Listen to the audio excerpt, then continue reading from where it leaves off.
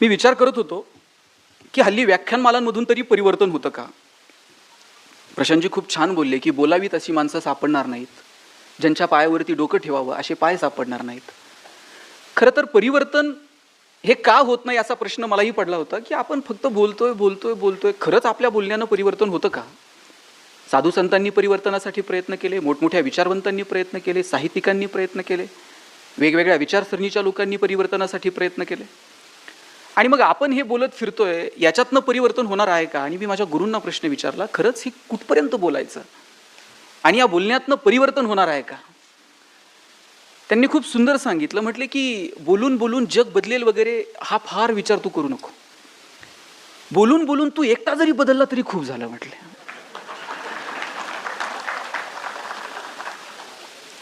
आणि मग मी विचार करायला लागलो की खरंच आपण तरी बोलून बोलून बदलतोय का.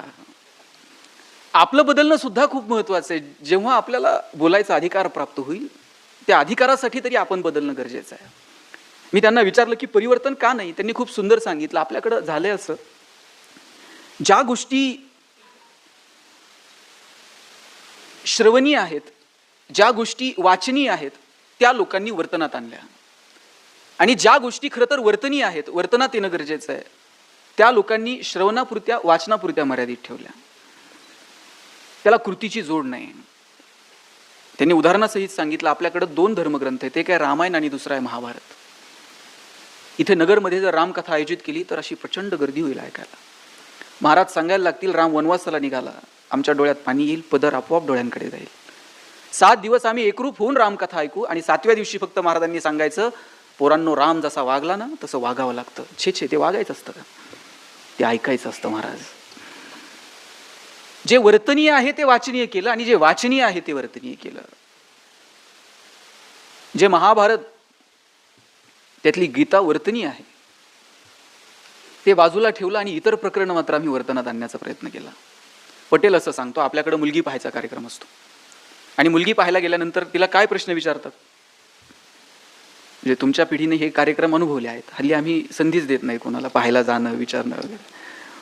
ठरलेले प्रश्न असतात, नाव काय, गाव काय, स्वयंपाक येतो का, अजून जन्मतारीख काय, मामा कुठले, आत्या कुठली, आणि फार फार तर जरा थोडीशी आध्यात्मिक पार्श्वभूमी असणारे आईवडील असतील तर ते विचारतात, बाई तुला अध्यात्मातलं कळतं का. आणि मुलीला सांगून ठेवलेलं असतं, काही विचारलं तर हो म्हणायचं, नंतर बघू आपण काय असतं. तिला विचारलं, बाई तुला अध्यात्मातलं कळतं का. मुलगी म्हटली, काय कळत नाही ते विचारा. म्हटले कळतं तर एखादी सुंदर रामायणातली कथा सांग. मुलगी म्हटली 2 सांगते, एक काय. आता या जमान्यामध्ये अध्यात्मातलं कळतं असं सांगणारी मुलगी भेटणं म्हणजे किती कौतुक आहे मला सांगा.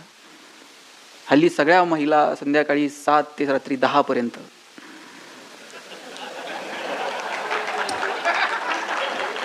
तुला पाहते रे, ते तुला पाहते रे पासून तर आहे ना, म्हणजे वयाची सुद्धा मर्यादा राहिली नाही सर त्या सगळ्या गोष्टी. म्हणजे महिलांना घरात काय कमी जास्त याच्याकडे लक्ष नाही, म्हणजे आपल्या संसारासाठी काय करावं याही पेक्षा ते शनायाचं आणि गुरुचं, राधिकाचं नीट चाललंय का, राणादादाचा पाय नीट झालाय का, याच्यात जास्त इंटरेस्ट आहे. आणि अशा परिस्थितीत म्हणे अध्यात्मातलं कळतं. मुलीनं सुंदर 2 रामायणातल्या कथा सांगितली, इतका आनंद झाला. म्हटले मुलीला अध्यात्मातलं कळतं, होकार कळवा. होकार कळवला, जेवणं बिवणं आटपली, आणि जाता जाता मुलाचे वडील म्हटले, बाई मगाशी रामायणातली कथा सांगितली, आता एखादी महाभारतातली सांगशील का.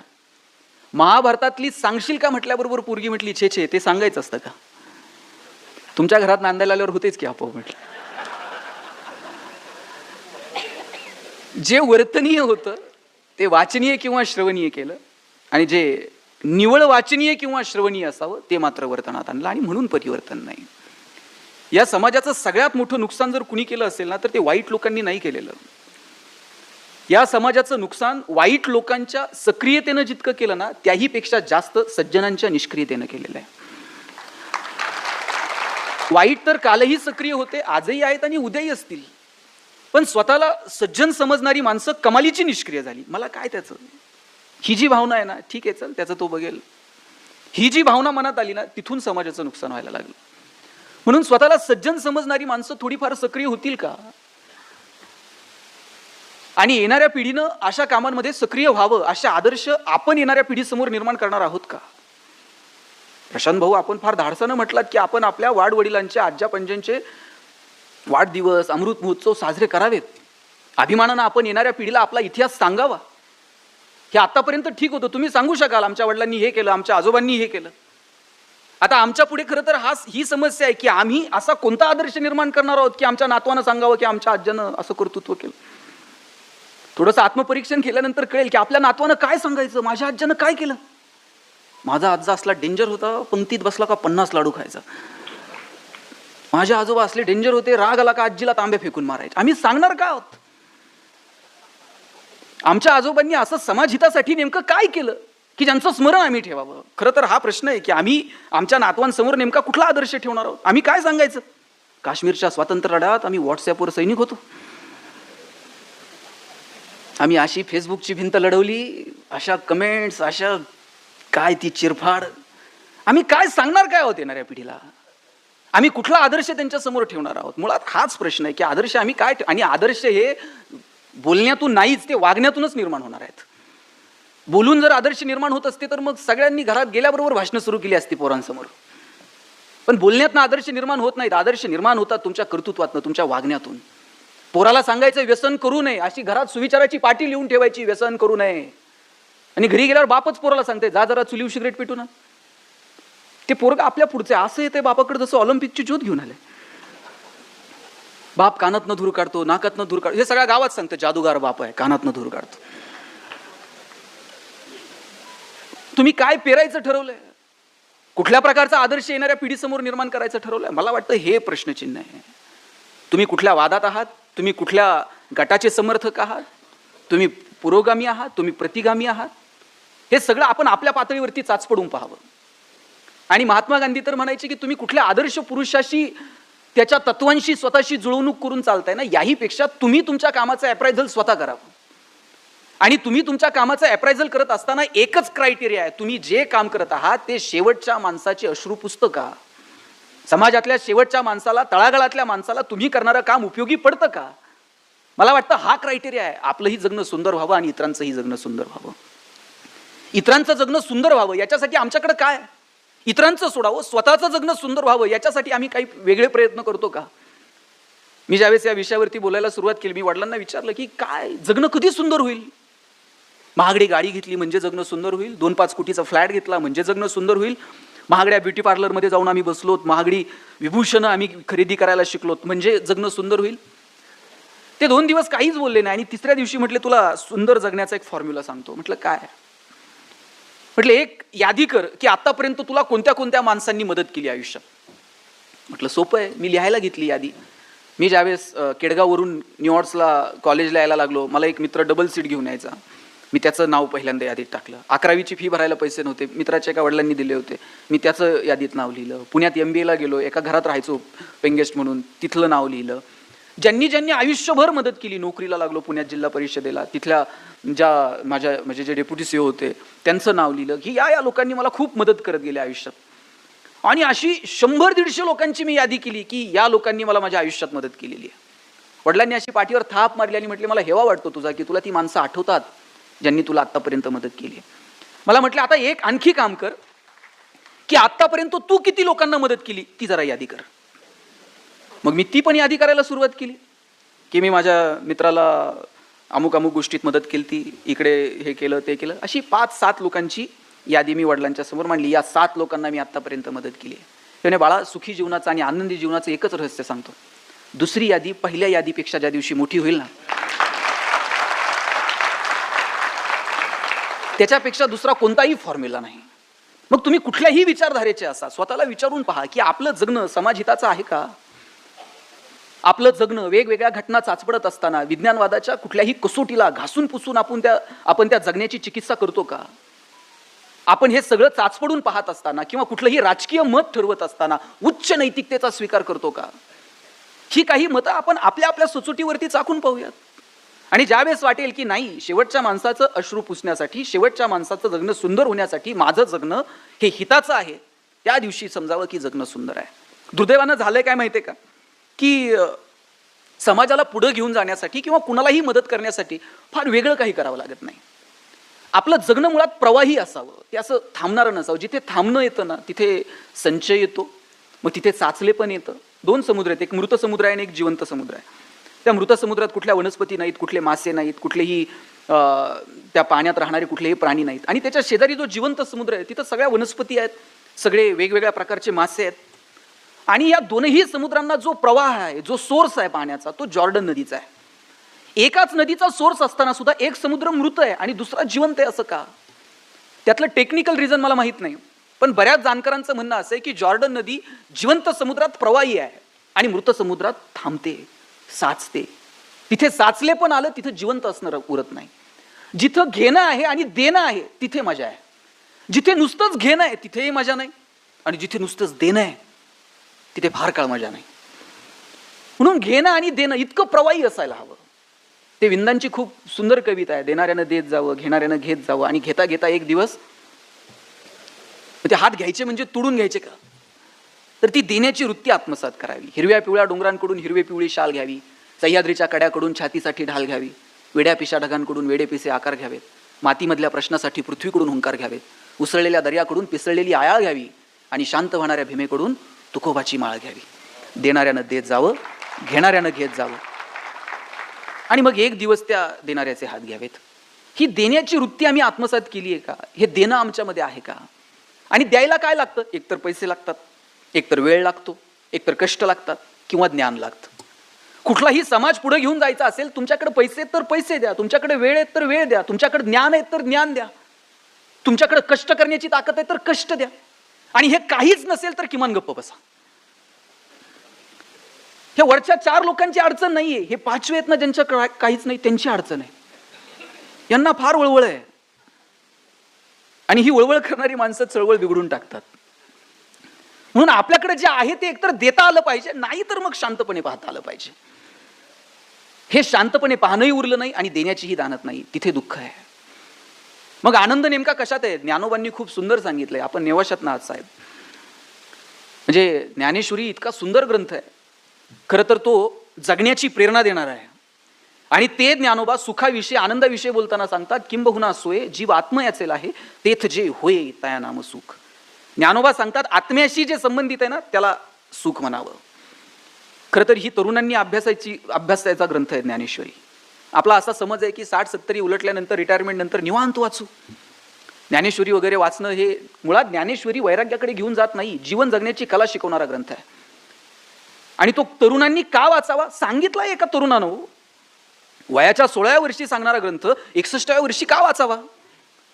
आणि बरं, ती ज्ञानेश्वरी ज्या गीतेवरची टीका आहे ती कुणी सांगितली? ती सुद्धा भगवान श्रीकृष्णाने सांगितली, तारुण्यात सांगितली. आणि कुणा येऱ्यागबाळ्याला सांगितली का?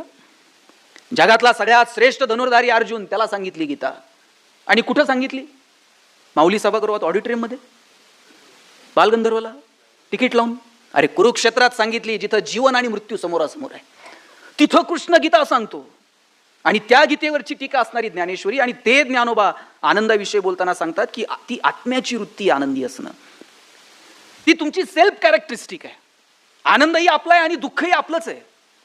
पण दुर्दैवानं झालं काय, आनंद आणि दुःख हे आपलं आपलं असण्यापेक्षा ते इतरांच्या क्रियेप्रतिक्रियेवरती अवलंबून राहायला लागलं. ते इतरांच्या क्रियेप्रतिक्रियेवरती कसं अवलंबून असेल? मला साधं सांगा, इथं महिला आहेत, लाईट गेल्यानंतर पहिल्यांदा काय करतात? ते मेणबत्ती वगैरे नंतर. खरं सांगा, शेजारच्याची आहे का नाही ते बघते आधी. आणि शेजारच्याची असली तर सगळ्या जगाचं दुःख आपल्या वाट्याला. आणि शेजारच्याची नसल्यावर किती बरं वाटते, सगळ्या गावाची गेली, जाऊ दे मोरू दे म्हणते. काय दुःख सुद्धा सार्वजनिक असलं पाहिजे. जग बुडालं तिथं आपलं काय? दुःख सार्वजनिक असलं पाहिजे आणि सुख मात्र वैयक्तिक असलं पाहिजे. 100 रुपयाची नोट हरू दे बरं, म्हणजे हरू नये पण कल्पना करा हरवली, किती वाईट वाटतं. ताई, गल्लीतल्या 4 बायकांना बोलून आपण सांगतो, बाई बाजारात गेलते, 100 रुपये पडले, कसे साठवले होते माझे मला माहीत, परवा त्यांच्या खिशात 20 सापडले, असे करून करून 100 झालते, कुठं पडले कुणाच ठाऊक. बरं, त्याच्या पुढचं बोलणं असं असते, ज्याला सापडले असतील त्याला पचायचेच नाहीत. किती दुःख. फक्त यातल्या 4 चौघींमधल्या एकीनं सांगितले पाहिजे, बाई तुझे 100 गेले, माझे परवा 500 पडले. इतकं बरं वाटतं ना. जाऊ दे मरू दे, आपले तर 100च गेले. दुःखातून दुःख वजा होतंय, आनंदातून आनंद वजा होतोय. आपला आनंदही आपलं नाही ना आपलं दुःखही आपलं नाही. किती फंटूस आयुष्य आपण जगतो. मला वाटतं इतरांच्या आनंदात आपल्याला आनंद वाटायला हवा, इतरांच्या दुःखात आपल्याला दुःख वाटायला हवं. आणि मुळात आपण माणसं आहोत, आपण एकमेकांपेक्षा वेगळे आहोत. परमेश्वरानं आपल्याला विचार करण्याचं सामर्थ्य दिलं, आपल्याला हसण्याची ताकद दिली, दुःखात सहभागी होण्याची क्षमता दिली. 4 कोटी वर्ष, मी परवा एक पुस्तक वाचत होतो, साने गुरुजींनी त्याचा अनुवाद केलाय, मानवजातीची कथा. 4 कोटी वर्ष लागली माकडापासून माणूस तयार व्हायला. लाखो वर्ष लागली त्याला ताट चालायला, तो असा वाकत चालायचा. त्याच्यानंतर हजारो वर्षानंतर त्याला वेगवेगळ्या धातूंचा शोध लागला.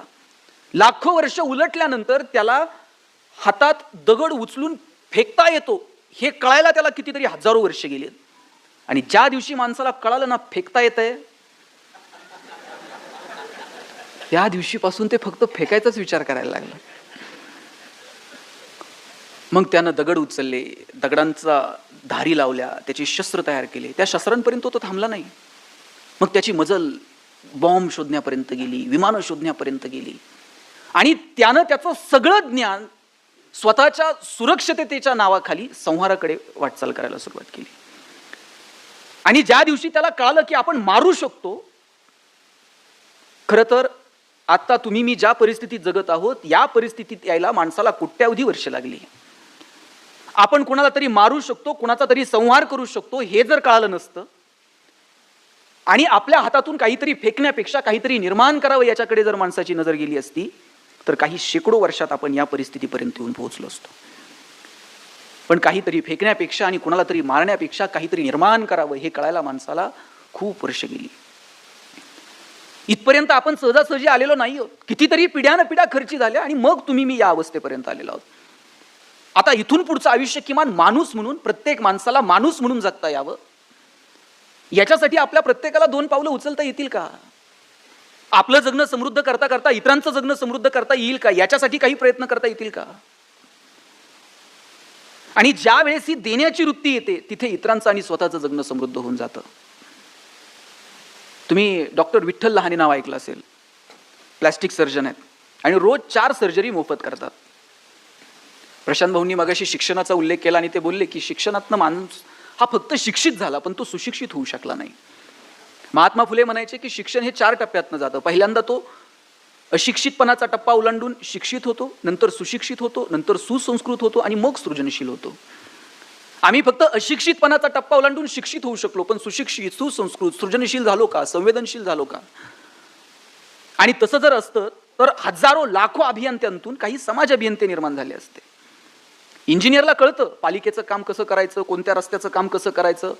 इंजिनियर, सिव्हिल इंजिनियरला कळतं कोणत्या चौकात किती रुपयानं प्लॉट घ्यायचा, किती स्क्वेअर फीट बांधकाम करायचं, किती TDR लोड करायचा, किती रुपयानं विकायचं. पण गावात काम करणाऱ्या एखाद्या सिव्हिल इंजिनियरला वाटतं का की ग्रामपंचायतच्या रस्त्याचं काम चालू असताना 2 मिनिट मी रस्त्यावर थांबावं, तिथल्या ग्रामसेवकाला विचारावं जरा इस्टिमेट दाखव, मला पण थोडंफार कळतं. त्याला ते गाव, त्याचा तो रस्ता त्याला त्याचा वाटतच नाही. डॉक्टर झाल्यानंतर मला कळतं की कोणत्या चौकात हॉस्पिटल टाकलं म्हणजे चालेल, प्रति बेड मी किती रुपये खर्च करायला हवा, कोणत्या बँकेचं कर्ज घ्यायला हवं, कर्ज परत जावं याच्यासाठी काय स्ट्रॅटेजीज करायला हव्यात. गरज नसताना पेशंटला ऍडमिट करतंय, गरज नसताना सलाईन लावतंय. नॉर्मल डिलिव्हरी असेल तर मी नगरच्या डॉक्टरांविषयी बोलत नाही, मला परत पुण्याला जायचं नाही तर परत इथंच तुम्ही ऍडमिट कराल.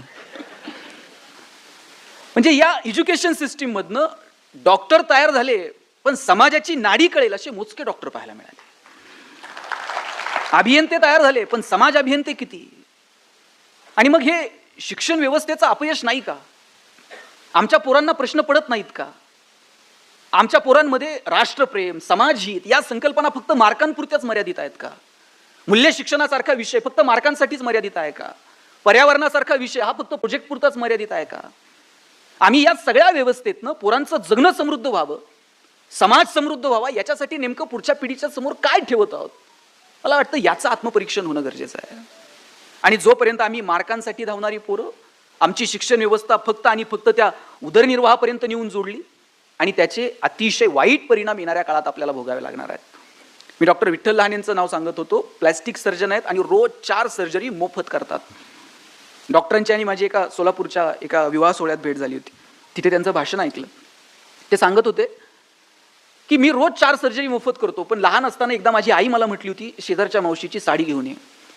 मी शेजारच्या मावशीची साडी आणली आणि आईला आणून दिली. आईनं 4 दिवसांनी घडी घालून धुवून दिली आणि सांगितलं नेऊन दे. मी नेऊन दिली. आईला विचारलं, आई शेजारच्या मावशीची साडी का मागितली? आई म्हटली, लग्नाला जायचं होतं आणि लग्नाला घालून जावी अशी एकही साडी माझ्याकडे नव्हती, म्हणून शेजारच्या मावशीची आणली. टचकन डोळ्यात पाणी आलं की आपल्या आईकडे लग्नाला घालून जावी अशी एकही साडी नसावी. मोठं व्हायचं, खूप पैसे कमवायचे, आईला रोज नवीन साडी घालता आली पाहिजे. डॉक्टर झालो, पैसे मिळायला लागले. आज माझी आई रोज नवी साडी घालू शकते. पण एक दिवशी रस्त्यानं जाताना एक मुलगी पाहिली, तिचे 2 ओठ फाटलेले होते. तिचं लग्न जमत नव्हतं. तिचं लग्न जमत नाही हे दुःख त्या मुलीला विचारण्यापेक्षा तिच्या बापाला किंवा भावाला विचारावं. मी त्या मुलीला हॉस्पिटलला बोलवलं आणि सांगितलं, तुझ्या वडिलांना पाठवून दे, आपण सर्जरी करू. दुसऱ्या दिवशी वडील आणि भाऊ आले आणि सांगितलं, प्लॅस्टिक सर्जरी करूयात. वडील म्हटले, एवढे पैसे नाहीत साहेब, हे सर्जरी बिर्जरी नटनट्यांची कामं, आमच्याकडे कुठून आले एवढे पैसे? मी म्हटलं, पैसे लागत नाहीत, तुम्ही फक्त या. मला माझ्या आयुष्यातला अर्धा 1 तास फक्त ऑपरेशनसाठी खर्च करायचा होता, बाकी काही नाही. तो अर्धा 1 तास खर्च करायचं ठरवलं, मोफत ऑपरेशन केलं. पोरगी सुंदर दिसायला लागली. 6 महिन्यांनी लग्न जमलं. भाऊ पेढे घेऊन आला. एका हातात पेढा होता आणि दुसऱ्या हातात आयुष्यातली सगळी प्रॉपर्टी होती. ही सगळी प्रॉपर्टी त्या पेढ्याच्या समोर खुजी वाटायला लागली आणि ठरवलं रोज 4 तरी पेढे कमवायचे. डॉक्टर सांगत होते, माझे वडील 90-92 वर्षांचे आहेत, पण असं तरुण पोराला लाजवेल असं हवेत तर चालत असतात. वडिलांना विचारलं, बाबा एवढ्या हवेत का चालता? वडील म्हटले, मी पद्मश्री डॉक्टर तात्याराव लहाने आणि प्लॅस्टिक सर्जन विठ्ठल लहानेचा बाप आहे, हवेत नाही चालणार तर काय चालणार. अमृत महोत्सव साजरा करण्यासाठी अशी परंपरा सांगता आली पाहिजे. आम्ही यांचे पाईक आहोत, आम्ही या संस्कारांना घेऊन पुढे चाललेलो आहोत. किंवा बापाला अभिमानानं सांगता आलं पाहिजे की अरे मी या लेकरांचा बाप आहे. आणि मग हे कुठून आलं हे मला वाटत नाही की कुठल्या शाळेत, तुम्ही जे बोललात की अनुभवातनं आपण शिकतो, शाळेतनं ऑपरेशन कसं करायचं हे आम्ही शिकलो असू, पण समाजानं आम्हाला शिकवलं की नाही, आमचं ज्ञान समाजहिताचं असायला हवं. लक्षात घ्या, कोणताही शिक्षक आहे ना, हा विद्यार्थीभिमुख असला पाहिजे. विद्यार्थी हा ज्ञानाभिमुख असला पाहिजे आणि त्याचं ज्ञान हे समाजाभिमुख असलं पाहिजे. त्याचं ज्ञान जर समाजाभिमुख नसेल तर त्या ज्ञानाचं करायचंय काय? आणि ज्ञानाचा अर्थ हा शेवटी केवळ आणि केवळ उदरनिर्वाहाशी जोडलेला असेल तर जगात कुणीच उपाशी राहत नाही. जगात प्रत्येक जण आपापलं मिळेल तसं पोट भरतोच की. तुम्ही कोटी रुपये कमवले आणि तुमच्याकडं मी 1 लाख रुपये कमवले. लाख रुपये कमवल्यानंतर माझ्याकडे 2 रुपये उरले तर तो बॅलन्सच आहे. आणि कोटी रुपये कमवून तुमच्याकडे 10 रुपये उरले तरी तो बॅलन्सच आहे. आणि जगात बॅलन्स वरती घेऊन जायची सोय अजून उपलब्ध नाही. बॅलन्स इथेच ठेवून जावा लागतो. मग बॅलन्ससाठी जगायचं की सामाजिक बॅलन्स नीट असावा याच्यासाठी जगायचं, मला वाटतं हे ठरवावं लागेल. आणि मी परत परत सांगतो, समाजाचा बॅलन्स जर ठेवला नाही तर येणाऱ्या पिढ्या तुम्हाला मला नीट जगू देणार नाहीत. समाजसेवा सुद्धा स्वार्थी हेतूने करावा लागेल. एक वेळ जातीजातीतले वाद मिटवता येतील साहेब, धर्माधर्मातले वाद मिटवता येतील, एवढंच काय 2 राजकीय पक्षांमधले वाद सुद्धा मिटवता येतील. पण गरिबी आणि श्रीमंती ही जर दरी निर्माण झाली तर याचे परिणाम येणाऱ्या काळात प्रत्येक समाज व्यवस्थेला भोगावे लागतील. आणि तिकडे सुरुवात झाली आहे. लक्षात घ्या, पुण्यामध्ये एका माथे फिरून रात्रीत 50 गाड्या पेटून दिल्या. सकाळी पोलिसांनी विचारलं का पेटवल्या? म्हटलं आपल्याला घेता येत नाही. म्हणला पेटवता तर येते, काय करायचं ते करा. म्हटलं AC गाड्या घेऊन फिरता, आम्हाला STचं तिकीट काढता येत नाही, पेटून टाकल्या. म्हणला काय कलम लावायचे त्याला. मी पारगावमध्ये राहतो साहेब, नगर तालुक्यात छोटंसं गाव आहे माझं, पारगाव भातुडी. इथून 20-22 किलोमीटर अंतरावर आहे. माझ्या गावात एक MH14 पासिंगची गाडी आली होती. MH14 म्हणजे जरा सधन भाग आहे. गाडी आली तशीच काच खाली घेतली. ड्रायव्हरच्या डोळ्यावर असा महागडा गॉगल होता. त्यानं गॉगल बिगल न काढता असंच एका लहान पोराला विचारलं, पारगाव कुठे रे? आता गाडी पारगावतच आहे. त्या पोराला विचारलं पारगाव कुठे? तो म्हणला पारगाव ना 10 किलोमीटर पुढे जा. म्हणला वडगाव लागतं. तिथं कुणालाही विचारलं, सांगतंय म्हणलं पारगाव कुठे. मी पळत गेलो. म्हटलं खोटं का सांगितलं? म्हणलं MH14 आहे, काय कमी? म्हणला जाते पुढे येते की मागं. म्हणलं